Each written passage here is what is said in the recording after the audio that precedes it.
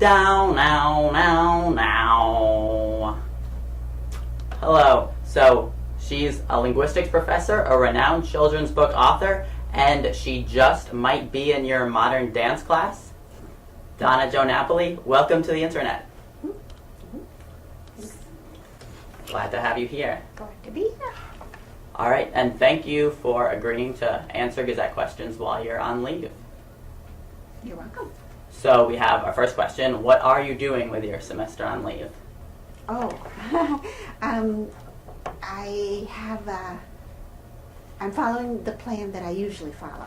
I have made myself a list of so many things I want to do, and I've just started doing them really fast. That's how I do. I do things as fast as I can. I get a first draft of something, and then I move on to the first draft of the next thing, and the first draft of the next thing.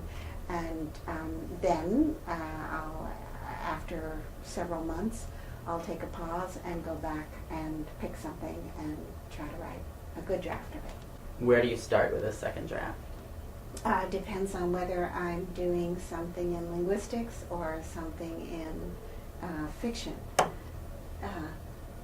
You'd like me to answer for both? Why not? Yeah. In linguistics, usually my first drafts are ideas. I will have noticed a phenomenon, and I will do a lot of reading, and then I will fly with an idea, locating it with respect to other ideas in the literature. But then on a second draft, what I will do is a ton of data gathering, because often noticing a phenomenon could be noticing an exceptional phenomenon as opposed to a very representative phenomenon. And that's what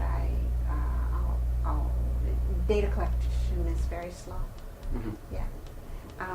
On the second draft of a novel, I try to make it have a form. So when I'm first writing a novel, I just go with it, and it's like walking into a house I don't know, and I'll walk into a room and I don't know whether I'm going to have to walk back out through the same door, or there's a spiral staircase in the middle and I can go up to the next floor, or there's some secret door over there I can go out, or whatever. I don't know anything about it, and it's fun and exciting, but on a second draft, it's got to build in a particular way. And if I have a dog in chapter 12 because I need it, you can't just do that. You have to build a dog back in chapter 1. So, yeah, second drafts are very slow.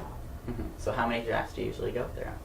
It varies a lot. On linguistics papers, on linguistics books, maybe 3.